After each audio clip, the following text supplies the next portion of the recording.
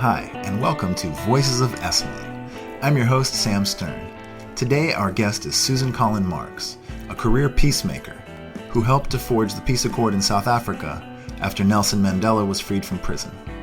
We spoke about the challenges inherent in South Africa post-apartheid, as well as the power of presence in peacemaking, peace negotiation as a way of life, in the family and in relationship, as well as the power and necessity of self-care.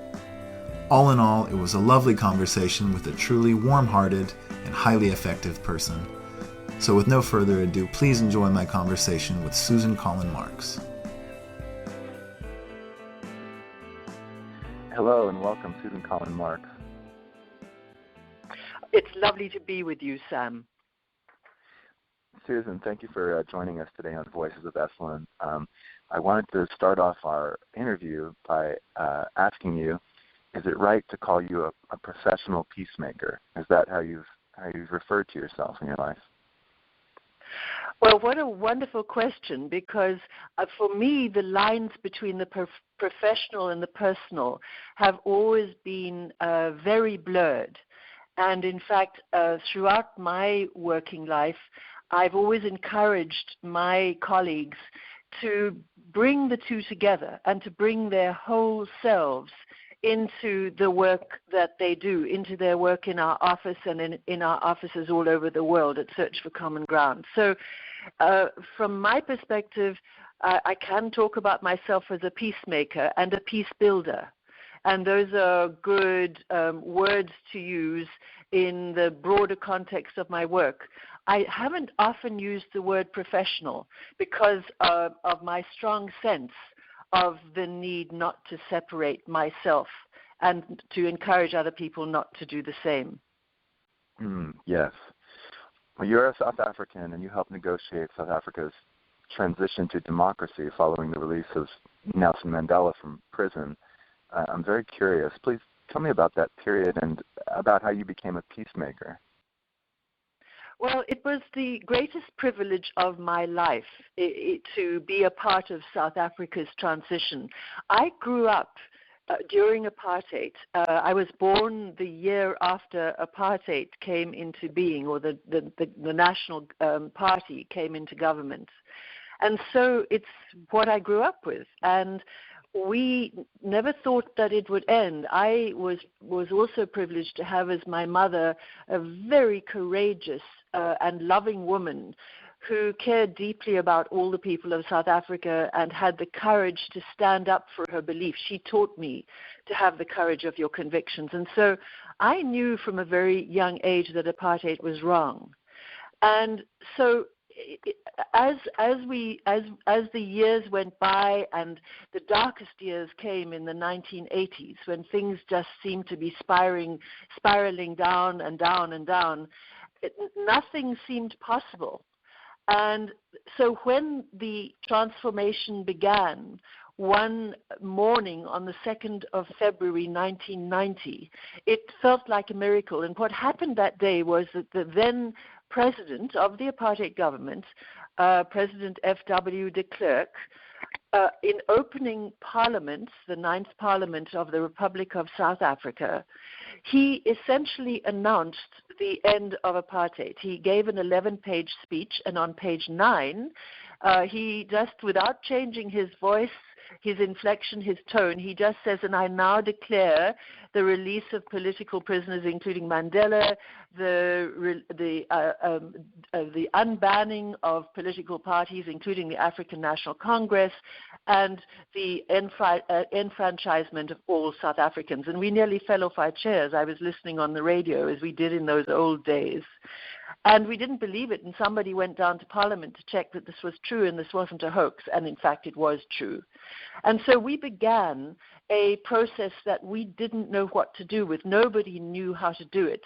9 days later, I stood on the central square in Cape Town, and I was there waiting all day with about 80,000 people for Nelson Mandela to be released from prison. And finally, at about 7 p.m, he appeared on the steps of the City Hall. And for about 20 minutes, we just shouted and called and danced and cried our welcome. And then he spoke to us. And for the first time, we saw him because he'd been in prison for 27 years. And the laws of the country prevented us from knowing anything about him, from seeing pictures of him. We didn't know how he would be. And here he was, strong and vigorous and with a twinkle in his eye and deep, deep seriousness and resonance and a dignity that made him seem a great deal taller than his considerable height anyway. And we then stepped into a interim period, which in the end lasted over 4 years and was a godsend, because there was so much that needed to change. If we had gone directly into elections, I doubt that South Africa would have made it through that period. And as it was, we made it through without the bloody revolution that everybody had expected. And when the peace process itself started, as we moved into that period, nobody really knew what to do with it. And I was drawn in right at the beginning and was appointed to the executive committee of the Regional Peace Committee. There were peace committees established in all the 11 provinces of South Africa. And we began the process of building this peace, bringing people together, discovering each other. We talked endlessly in forums, in meetings. We monitored and mediated out on the streets just about every day. We negotiated with each other as human beings, and we listened to each other and talked with each other as human beings for the first time across the divide of black and white, of right and left, all the divides that were so deeply embedded because apartheid had been extremely successful. And so we learned to just put one foot in front of the other. And I remember then that the words of the Spanish Civil War poet Antonio Machado always resonated with me when he said, "We make the road by walking." And we just learned how to do it. We really didn't know what we were doing. It's the truth of it. And we found our way. And I believe that this is a reflection of life, and this is what we do, and we find our way. And the miracle was that we found our way together. And we went into the election in April 1994, and Mandela then stood victorious as the first democratically elected president of South Africa. And I haven't cried so many rivers of tears as I did then for many other occasions. It was the most extraordinary moment. So for me, it was a gift, and I couldn't be more grateful to have been involved. Now, you were originally a journalist. I'm curious how you became a peacemaker from having been a journalist. Well, you know, in those days, the world of conflict resolution and peacemaking was not a discipline. There were a couple of small courses, but it didn't look at all like the picture we have today, which is PhD courses, masters, a huge academic spreading, not only in the United States but all over the world. And so in those days, people came to peacemaking from anything you can think of. And so in many ways, it was a call of the heart. And my own sense is that the roots of my calling to peacemaking came from that childhood with my mother, and the seeing at close hand what actually happened. My parents bought a house when I was about 1 year old, and they did their checks, and the plot next door was going to be a post office, so they thought that's fine. In fact, it turned into a police station. That couldn't have been a more troubling and trying and difficult thing for my mother, particularly, and as I grew into consciousness, I understood. And so I used to sometimes sit on the wall and watch And I saw in those old, bad apartheid days a policeman walk up to a black man and hold out his hand and say, "Give me your pass," because everybody had to have every black South African had to have a pass in those days. And I saw him take the pass and tear it up and say to him, "Give me your pass," and then grab him and just throw him into prison. And he did it because he could. There was there was impunity. The police, all the security forces had no identification on them. They had no name or number on them. And one of the first things that we did with the peace accord was to write into it the requirement for all security forces to wear a name tag. And so that the identity takes away the possibility of impunity. Well, it helps a great deal with it. And so for me, when I grew up and came of age and took myself out of South Africa for a while, it had been a very intense childhood. In many ways, I feel as though I didn't have a very normal childhood. Because of the situation. My mother was demonized for being a dissident. Many of her parents of their children wouldn't let them play with me because of my mother. I didn't really feel that so much. It was more my mother's suffering that I saw, and her courage through all of it, that she would walk into a police station and demand to see somebody who'd been picked up, like the man I've just described, and the sergeant would laugh at her and say, "How can you call this black man Mr.?"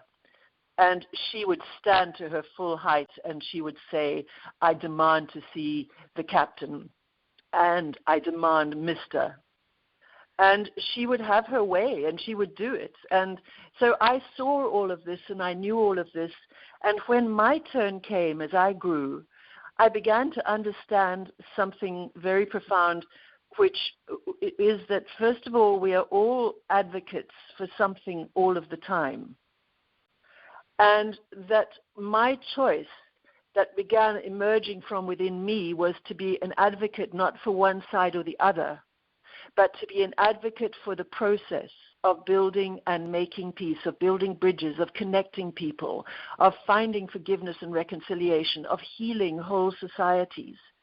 Because the only way that we can all heal is when we cross those bridges, when we come together with a common vision and we say, let's now work together for the common good. And I believe that must be why I'm here. We all have a purpose, and I was blessed to find it, and then to find my way through all the serendipity that we all know in our lives into this work. When I think about dealing with those generations of anger and despair, though, that surely you faced as you helped forge the peace accord, you must have had to have been part psychotherapist and part mediator, part monitor. Can you tell me a bit about dealing with the prejudice and anger that had to have been dealt with? It's such a good question, because in every conflict, this is the case. The pain, the damage, the injury is so great, and I think in South Africa's case, the X factor was something which is called Ubuntu, and Ubuntu is African humanism. It means I am because you are. Archbishop Desmond Tutu often talks about it, and he says there are no gate crashers in Ubuntu, which I love. And what it means is that we're all included. It means kindness and compassion and care and concern. It means that we don't isolate our old or our mentally or physically impaired people. It means that everybody is brought in, that mistakes are forgiven. And that spirit of Ubuntu, which we saw in the Truth and Reconciliation Commission afterwards, that came after the New South Africa had been formed, after the democratic election. It was the healing process that was instituted then. And we saw in that the willingness of so many people who had been victims to come and tell their story and to even forgive the people who had killed their loved ones, the people who had destroyed their lives. It was the most extraordinary thing. And along with that, and that to me is the huge factor. It's the huge factor. In addition, the peace process itself, which was different to the negotiations at the top level, which were going on at a policy level and at the decision-making level of what would go to whom in the parceling out of the new South Africa. At the level of the peacemaking of the National Peace Accord, which encompassed the whole country, we spent those 4 years, or in fact that's not true, I'm conflating things. The Peace Accord came into being 18 months into that 4.5 years. So at that time, our biggest task was to break down the stereotypes, the demonizing, the dehumanization that had happened. And we did that through being together, through inclusivity, through listening deeply and talking with care and getting to know each other and tackling and wrestling with the issues of the country. So we had all over the country, under the auspices of the peace process, we had forums coming together on education, on transport, on health, on local government, whatever it may be. People from all sides, people who had been separated, came together to wrestle with the issues that were pertinent to any society. How would we handle local government? How would we handle police-community relations in the new South Africa? What would it look like? What do we want? What needs to change? What, if anything, do we want to keep from the present system? And so by coming together and focusing on these common issues that affected all of us, we began to know each other and break down the stereotyping. And we began to know each other as human beings. And I know that our common humanity is the core of how we in the world can be together in a different kind of way. And that's what we were really building our new South Africa around. And of course, we weren't able to reach everybody. However, enough people came into the peace process, enough people were engaged and involved, enough people talked and discussed and argued in communities and between communities to make the difference and to carry us across what could have been an abyss of destruction into, in fact, what was then the new South Africa. Yes, you have a quote from your book, Watching the Wind, which is a lovely book describing the forging of this peace accord. When people discover humanity in their enemies, they find it more difficult to remain enemies. And I think it really speaks volumes there. It does. And Desmond Tutu also said, an enemy is a friend waiting to be made. And, with his sort of his trademark chuckle and smile on his face. We can't. When we have, the only way we can do the things that we do to each other that are cruel and disrespectful and unkind and destructive is when we dehumanize the other and demonize the other. Once we've humanized the other, we can't do those things. And so much of my own work and the work of Search for Common Ground around the world for the last nearly 35 years of our existence has been that humanizing of the other. The principles that I'm talking with you about are at the core of it.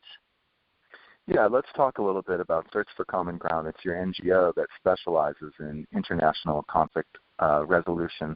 Well, this is a lovely story because my husband John Marks, founded Search for Common Ground in 1982. And the epiphany that led to the founding of it happened in the big house at Esalen, in what's now Murphy House. John was invited by Michael to a conference, and John himself had been through some personal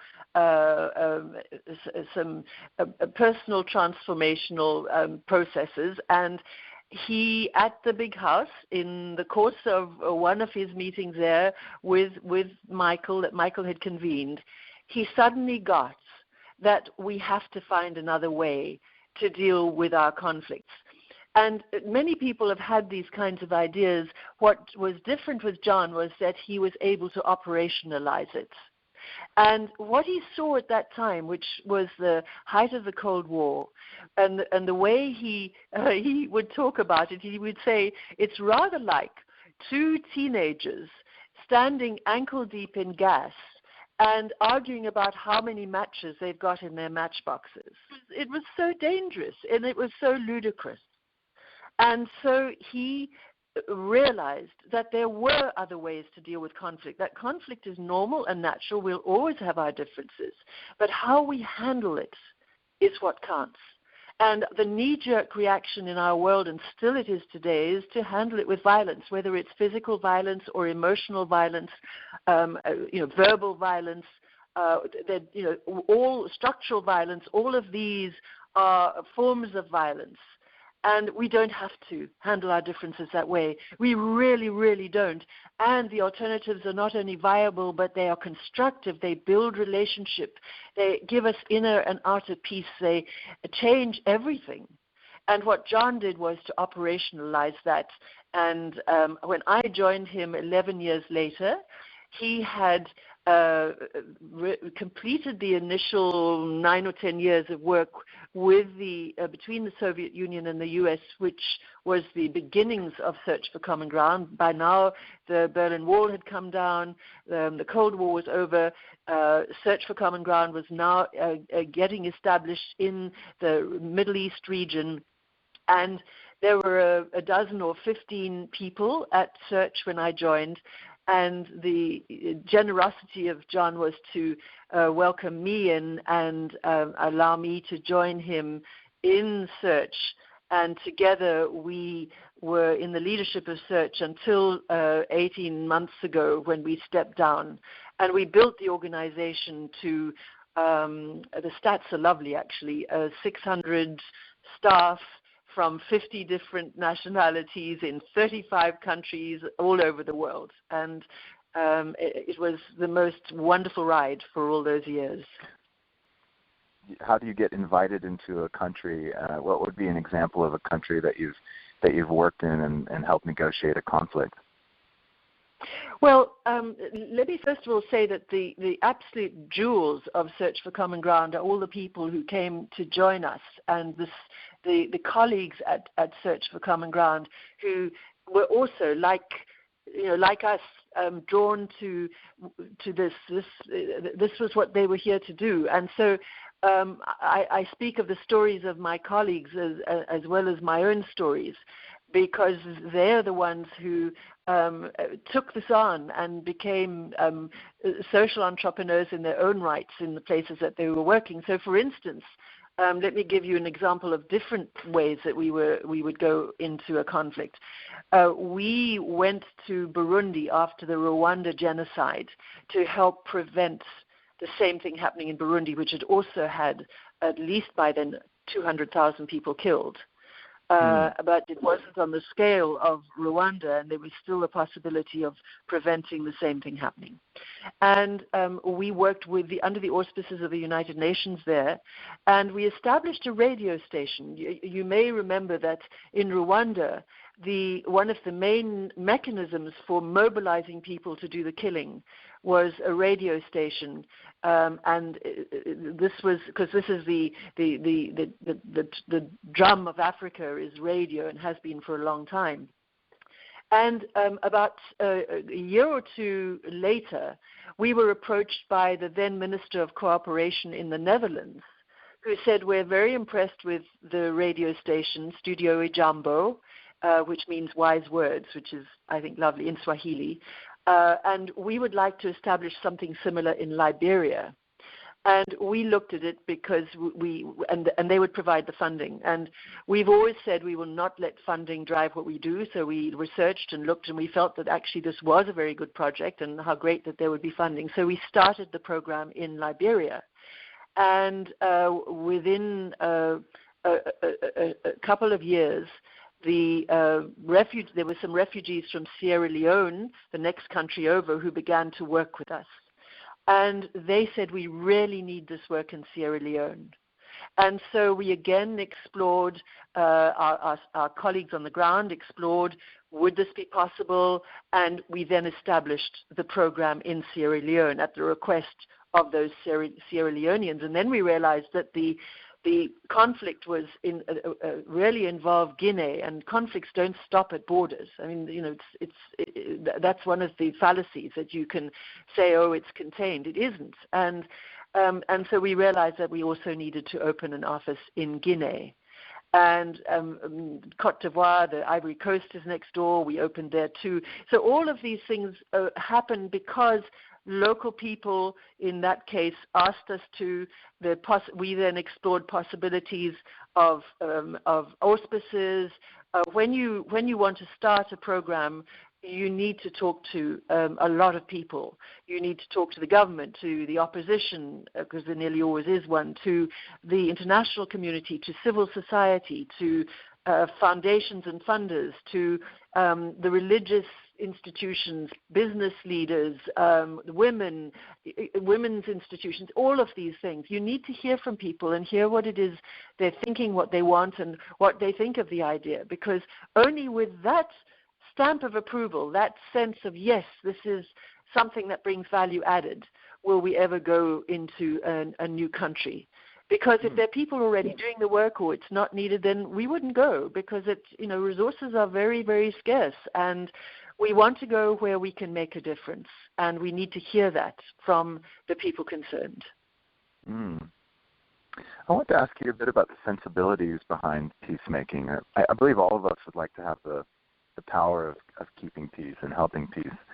What's a practical tool in terms of sensibility that you could suggest to the average person who wishes to enhance his or her ability to help make peace in difficult situations?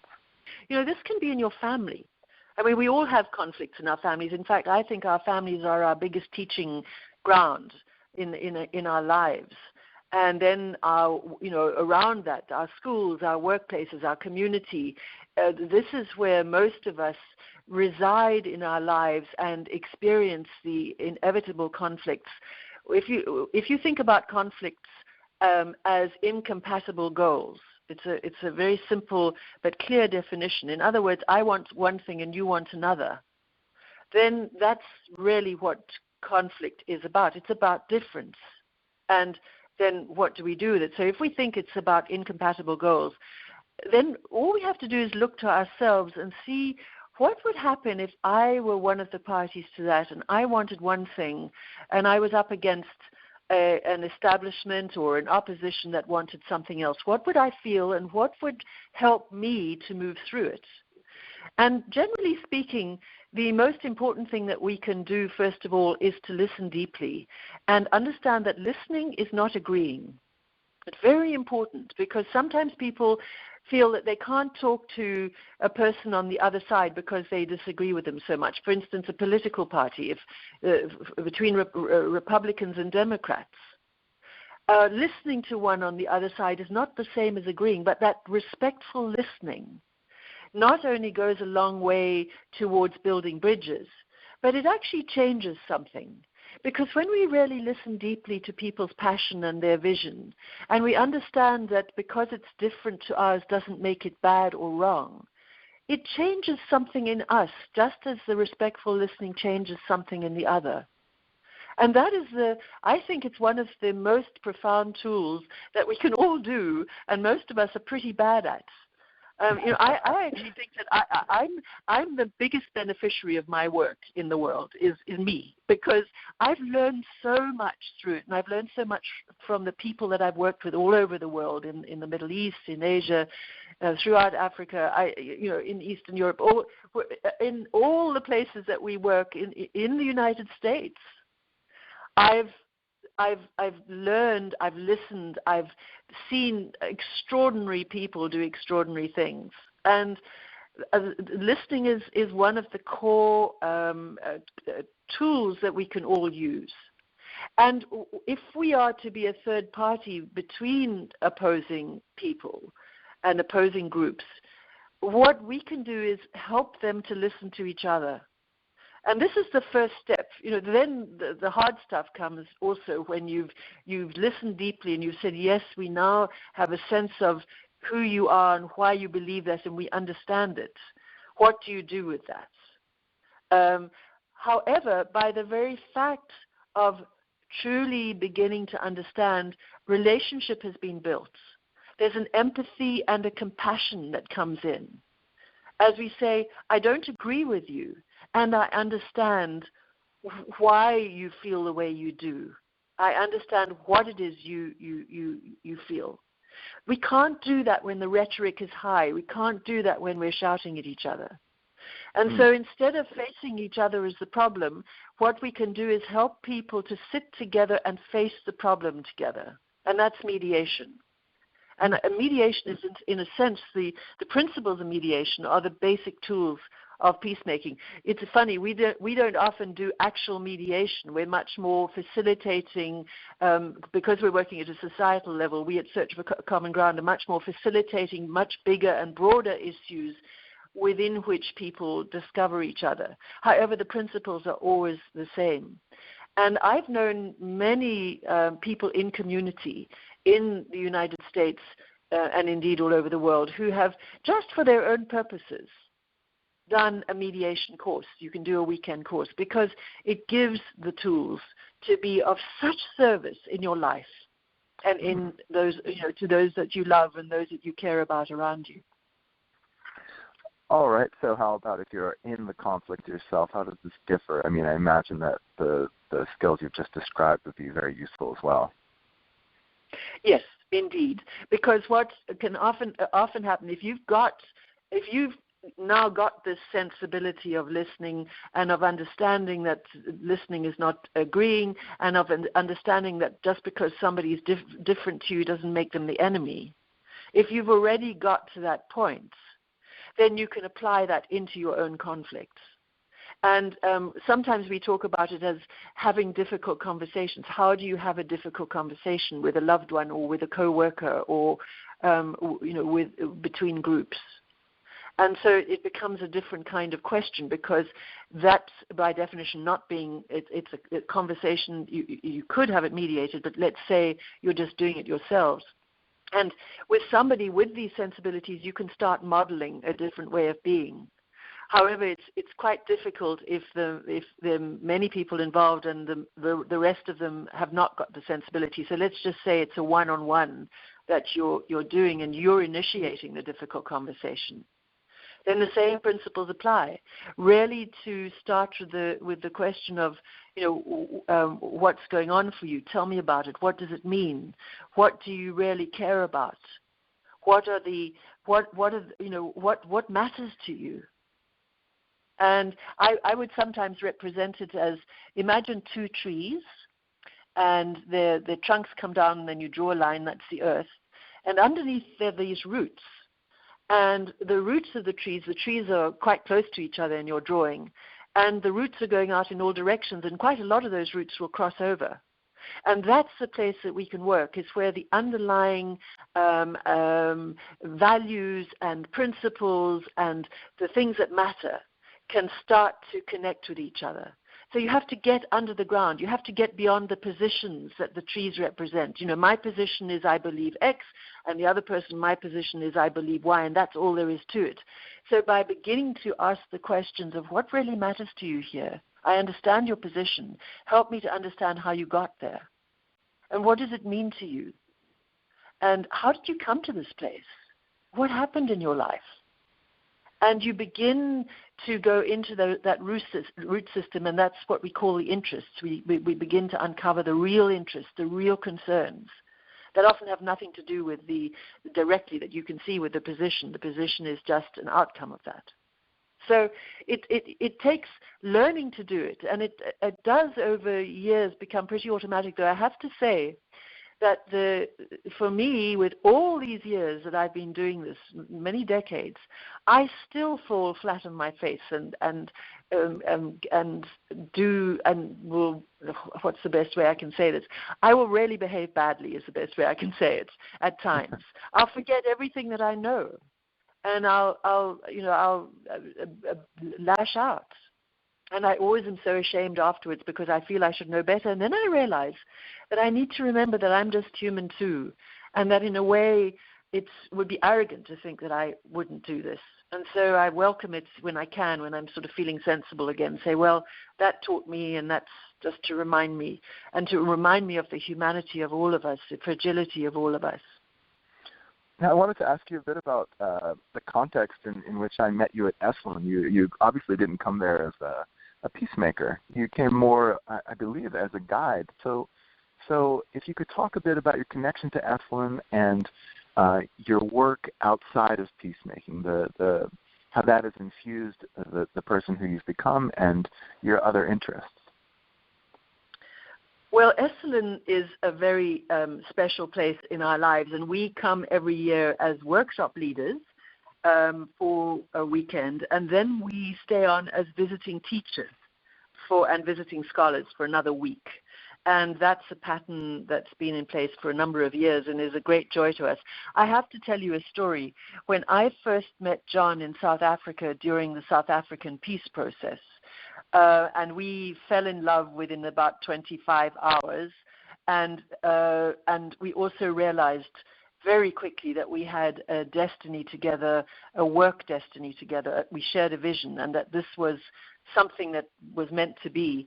I had 2 weeks after that already planned a month of leave, of vacation. In the intensity of the work in South Africa, I'd learned that I needed to get right out for 3 or 4 weeks each year to restore myself, and I was just about to do that. So I just changed destinations, and I went to Washington to be with John, and then we went to the West Coast to meet his family. And while I was there, he said to me, let's take a week. And for him, taking a week off work was a very big deal. He's so committed and has worked all the hours that are possible for the last 30-something years on this work. He said, let's take a week and we can go anywhere you like.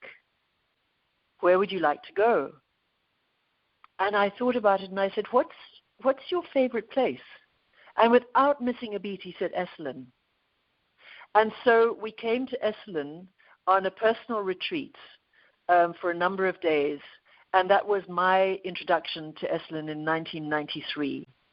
And I fell in love with Esalen then, and it's still a very, very alive love affair. So for me, being at Esalen with the community and having got to know the community over many, many years now, it's like a beloved family to me. And so the time that we're there after the workshop, when we're with the community, is a very special time. And apart from the coaching that I do with community members, we're just there and available, and people sometimes come and talk with us. We see old friends and we talk with them, and we are present at Esalen for that week. And I've learned in my life about presence. You've had the grace not to ask me how old I am, and I will tell you because I'm 66 now, and I've understood that being an elder, one of the key parts of being an elder is presence. And being present in the fullness of whatever it is that we each bring, and embracing that and being present for other people, to me is a sacred trust. And so I just hope to be present at Esalen and allow what will happen to happen outside of any formal commitments that we might have. Hey, I really love that you just mentioned that, because when I met you at Esalen, I absolutely noticed your presence and your ability to bring out my own during our conversation.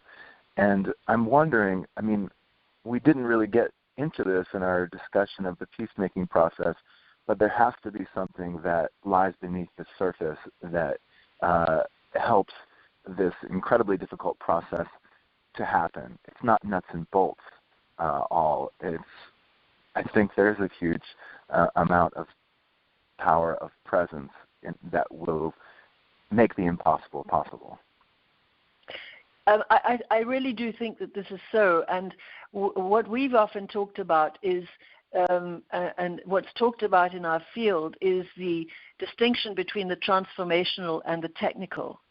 And the transformational includes presence. It includes the unnamed things. The technical expertise in negotiation and mediation and so on is necessary but not sufficient. And how I would frame it is that the technical is in service of the transformational, and that we draw on the technical as and when it's appropriate and as and when it fits, and we intuitively, we learn with time to do that at an absolutely intuitive level. And that the building of relationship, the connection, the trust, remember, trust has to be at the heart of this. Trust comes from this other piece. It doesn't come from the technical. However, having said that, good process builds trust. So, the two are very deeply connected. And the trust building and being trustworthy oneself, which is the basis of being trusted, is an essential part of this work.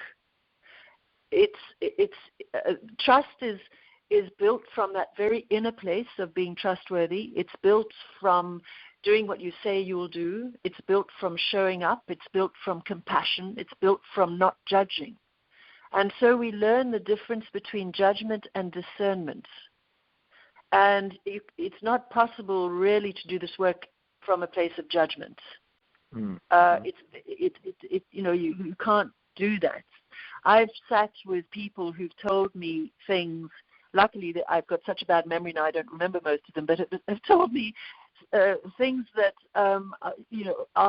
one would judge very easily from another place in life, but with discernment, we learn to find our way through things, and I think that's an incredibly important distinction. Do you have any self-care practices that you're devoted to that help bring out your own presence, your own equanimity? I'm so glad that you asked that too. Your questions are quite wonderful. It's so easy to talk with you, and thank you. I have been very involved with leadership development, wise leadership for at least 15, 20 years, in fact, all the way through, but I institutionalized about 15 years ago. And I've worked with high-level leaders all over the world, one-on-one, with cabinet ministers and this kind of and political leaders and institutional leaders and so on.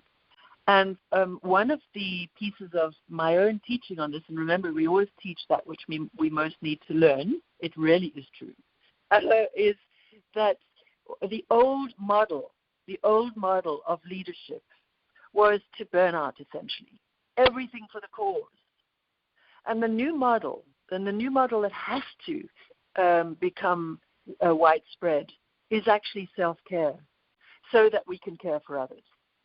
And the new generation of leaders is beginning to learn that and beginning to understand that. And I'm so pleased. I couldn't be more pleased. I myself have burnt out. I became very, very ill. I was living in Jerusalem. John and I were living in Jerusalem at the time. This is going back 13 or 14 years. And I became desperately ill and couldn't work for nearly 2 years. And that was burnout. It manifested as serious illness. It was burnout.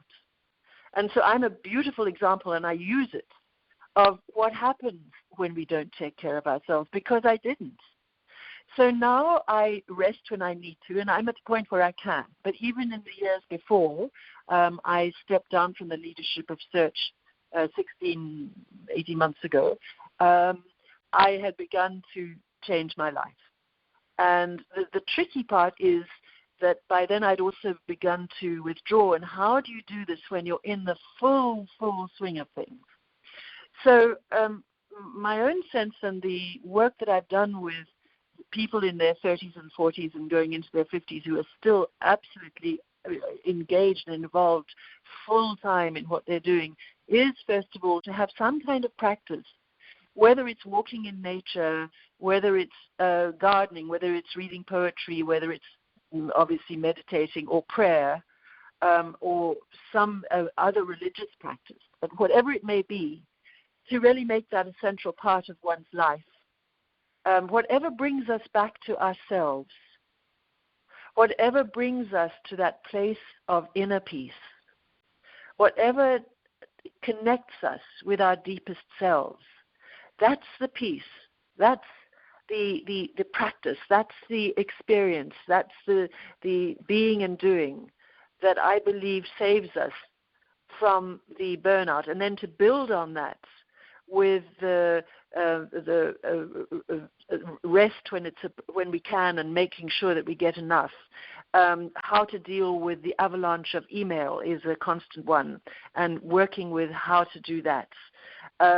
Dealing with the endless nature of the work that so many people in our world are engaged in, whether it's in government or in the non-governmental sector. It doesn't matter. It's an endless thing, lurching from crisis to crisis in our world today at an internal and external level, internal to the organization and also out in the world. And so from the basis of the inner equanimity that we can get to at different times of the day, even a 5-second coming back to ourselves can help right us before a difficult conversation or a phone call or a meeting. Just a centering built on the bigger practice of walking in nature or praying and meditating, whatever it is that's right for each of us.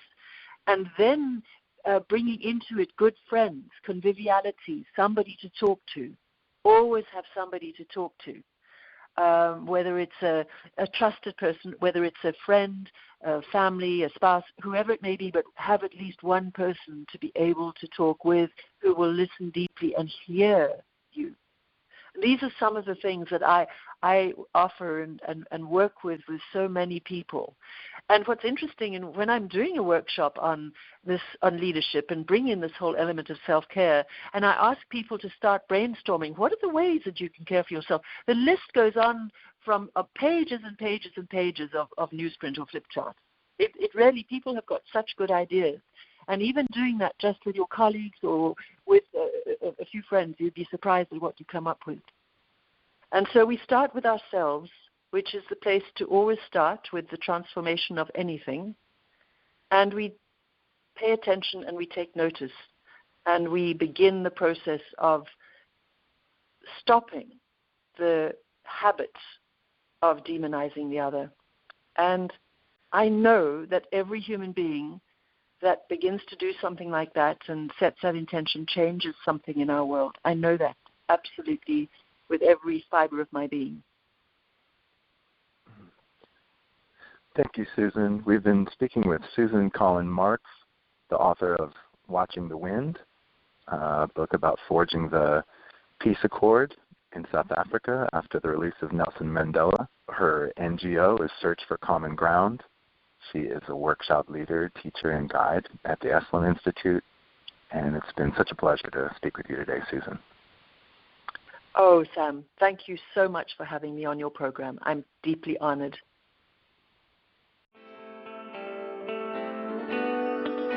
Thank you for listening to Voices of Esalen. This show is produced in conjunction with Cheryl Franzel, Geraldine Hess, Shannon Hudson, and Lori Putnam. Today's song is Siesta by Jazar. Special thanks today to Ian Michael Hebert for recommending that I speak with Susan. Who do you want to hear an interview with? Send us an email at voicesofesalen@gmail.com. Let me know who you think is really fascinating. For more episodes, visit us on iTunes or check out the website, esalen.org. That's ESALEN. All the episodes are there. Until next week, I'm your host, Sam Stern.